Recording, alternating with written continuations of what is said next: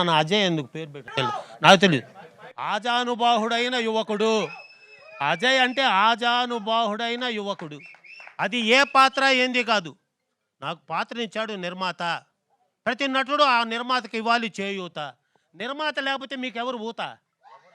నిర్మా ఆ నిర్మాతకు ఇప్పుడు పట్టించకూడదు రోత. నిర్మాత మీకు ఇచ్చాడు సరి అయిన కూత.